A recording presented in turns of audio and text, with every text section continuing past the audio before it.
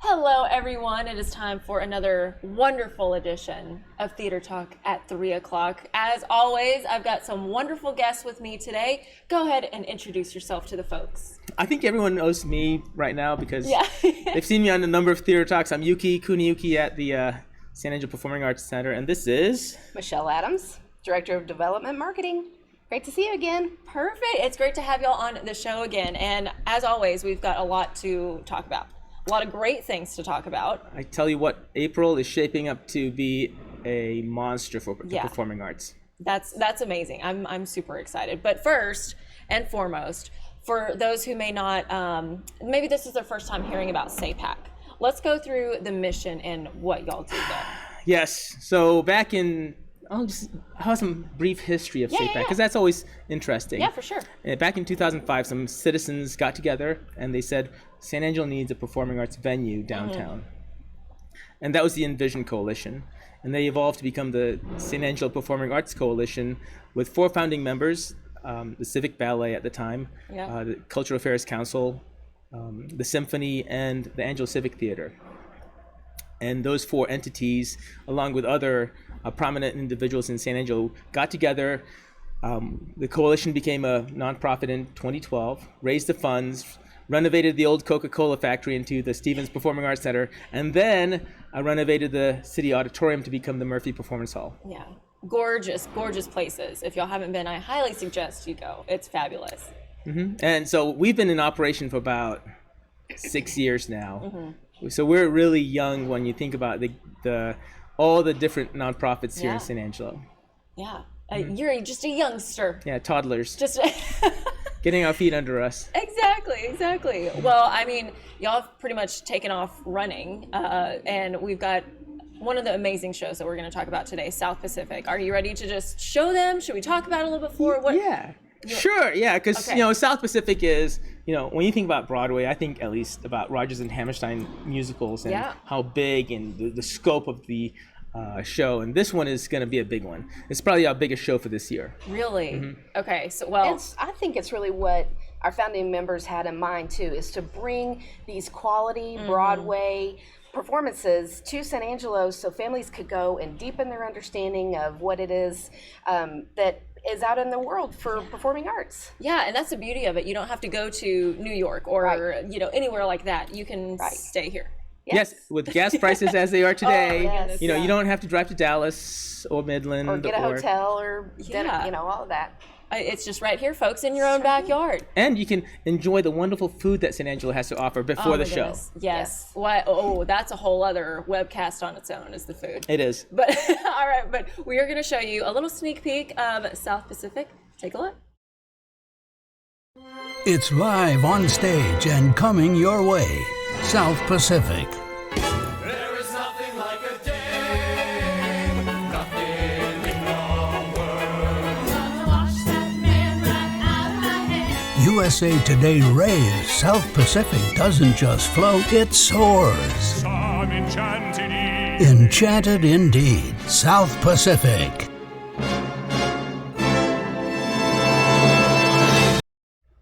Looks like a lot of fun to me. It is. And a little interesting factoid about me is when I was in high school, I was a senior, and I went to the Florida Governor's Summer College. It only lasted for about 3 or 4 years, and it picked the top 10% of the state of Florida. Yeah. And we had to do a talent show. Oh, okay. And part of the talent show were 2 songs from Soith Pacific. The ladies sang, "I gotta wash that man right out of my hair." And the guys sang, "There is nothing like a dame." And apparently they thought I looked like Stew Pot, so I ended up getting on stage with bare-chested with Steamboat tattooed on my chest. So it's safe to say you know the show pretty well. I'm pretty familiar. Yeah. Just, maybe a tad bit.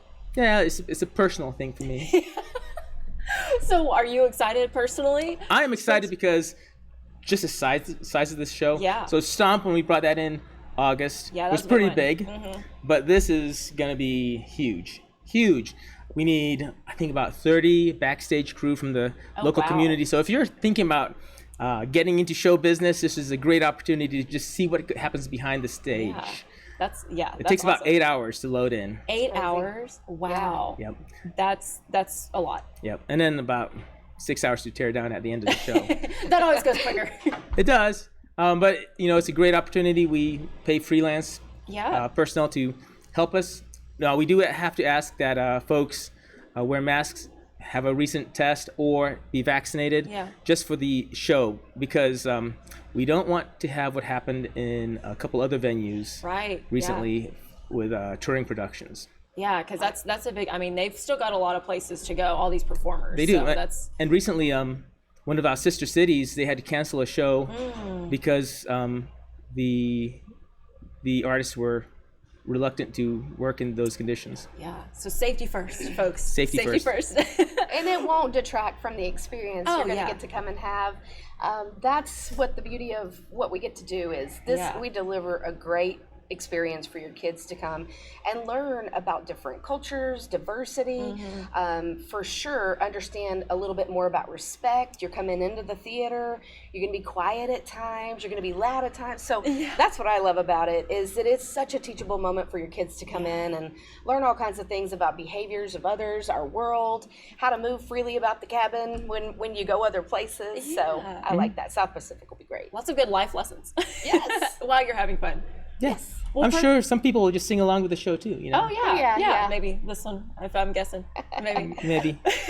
Well, okay, so speaking of like family outings and students, military, all of our fabulous folks we have in town, let's talk about some of those discounts that they can get. Oh yeah. Yeah, so for South Pacific, we do have discounts for seniors, military, and students.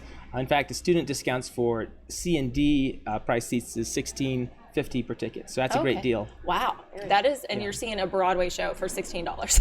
Right, for the kids. And this show is going to be a little bit more expensive than previous shows because the size of the cast that they have to support. Yeah, exactly. Like you said, this is a huge show coming in. It is. And between the dancers, the singers, the primaries, and even their technical crew. And I think we will have some live music. Will you? I think so. You think so? Yeah. People just have to go and find out? Yeah, they'll have to come out and find out, Because, that's the beauty about San Angelo. One of the great aspects about this city is the live music. Yes. Between the concerts, for the symphony, ASU's orchestra, the school band, choir, and orchestras, in addition to just the local musicians that we have. I know we talk about this every time, but we have got so much talent here in our community. We do. And it's amazing just to see. I mean, literally, like we said before, it's in your own backyard and you can go see it. Yeah, and I think a lot of businesses bring in other talent just to help what we have continue to grow. Yeah. Well, speaking of talent, we've got a lot more shows coming up too. You said April's going to be out of this world? Yeah. So starting on 31 March, we're going to kick off with another show by Carvin Jones. He's the king of strings. He's an excellent blues and rock and roll guitarist. He was here in August and he just blew the house away. Wow. Yeah, it was exhilarating. It was entertaining, and he connects with the audience really well. Yeah. He's probably the hardest working man in show business, in my personal opinion. Wow, and that's saying something. And Yuki's great word picture about it has made me so excited. I can't wait to go and see it because I'm like, yes. I know. Yeah. You gotta go. Yeah. And then we have Yesterday and Today on the 22nd. That's going to be a Beatles tribute. It'll be an amazing performance because this band has learned every Beatles tune. Wow. And this is always a hit. It is. And when you arrive, you will be asked to fill out a question card for your favorite songs, and the band will put those songs together in their playlist, so it's customized for the audience. It's an interactive That's show. amazing. Right. And that's another, great aspect about y'all here in San Angelo. Where else can you do that? You can literally customize the show. And I just saw with Simon and Garfunkel this unique exchange between parents and kids, that connectivity that music can bring from one era to another, from one genre to another. And this is just another opportunity to connect with your kids through music. Through live music, and just watch them in the delight of the glimpse that they see on stage. So. Oh, I'm sure that never gets old. No. And this is part of our school performances too with SCISD, so we'll have orchestra and choir students from middle school and high school attending a matinee, and those students will get a chance to ask the musicians about the history of the Beatles and how they've been impactful in popular music. Wow, that is amazing. Well, speaking of another popular event, Night at the Opera. Oh, yes. Joshua Diaz. So Howard Taylor at the Museum of Fine Arts reached out to me, and we decided that it's time that San Angelo has opera. And Howard wrote a really excellent piece in the paper about Joshua Diaz's performance in Washington, D.C. Right. And we thought, why not bring back a hometown success story who is a truly talented opera singer. Yeah, again, that talent right here in West Texas. Yep, and that will be a free performance. That's part of their chamber music series at the museum, and that'll be in the Murphy Performance Hall. And Josh was really excited to perform in the Murphy after it's been renovated. He hasn't done that yet. Oh, really? Oh, so yeah. This Great is, excuse to get dressed up. I was about to say, yeah, give us all the details. Yeah, it's going to be on April 1st, of course. I think it's at 7:30 in the Murphy. And it's totally free. Yeah, just check out more information at the Museum of Fine Arts and on our website. Wow, that is amazing. Again, y'all giving back. So we've got to talk about ways that people can give back to y'all, because you do give so much to our community and enrich it so much with all these performances and everything. So San Angelo Gives is coming up. San Angelo Gives is coming up. First Tuesday in May. Yeah, so our goal at SafeBack is to help enrich not only the people in San Angelo, but also throughout the Concho Valley. Because when you think about performing arts centers, we're the only one in 100 miles, really, between Abilene, Midland, San Antonio. So, like you said, those gas prices, you don't want to go anywhere else. Exactly.